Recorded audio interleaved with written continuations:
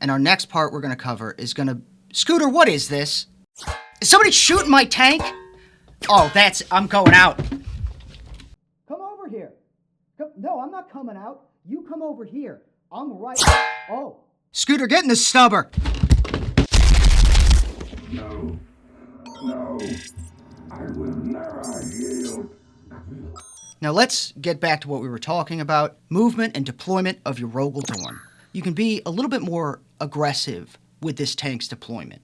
I still recommend deploying it in cover, but if your opponent can see it on the first turn, it isn't the biggest deal.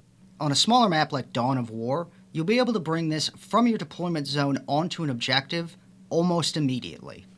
You'll be able to bring an Engine Seer with you, still granting the 4+ invulnerable save on the command phase. Then the Engine Seer can advance with you and will only need a 2+ to be able to keep up with the tank. I do recommend you try to advance the Engine Seer before you move the Rogal Dorn. And if you can't get directly onto the objective right away, it's okay.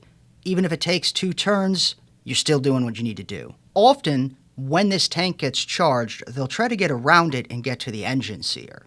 And that's actually a better situation than you might think. Now, the Engine Seer should be visually hidden from your opponent, making sure not to keep it up against any terrain pieces. The reason for this is because if they charge the Engine Seer, even if he dies, you'll be able to move the Rogal Dorn, and they'll be in a kill zone to be targeted by any number of your other units. And if you're up against a terrain, that means they'll be able to kill you through the terrain, you won't have line of sight, or they'll be able to consolidate behind the terrain if it's on the objective.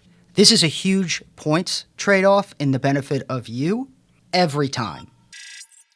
I primarily use this tank as a sponge to absorb fire, but there are other ways that you can use the Rogal Dorn. Bringing it in from reserves is going to prioritize your shooting more than its ability to absorb fire. And if you do that, that is probably how you want to think of this tank, as a shooting platform. And this is an excellent thing to put in reserves. It will cause a lot of problems coming in from the sides because of its large amount of firepower. The Rogal Dorn also works as a great tank to patrol between objectives to support anything that's sitting on them. In fact, it's one of the best tanks at it.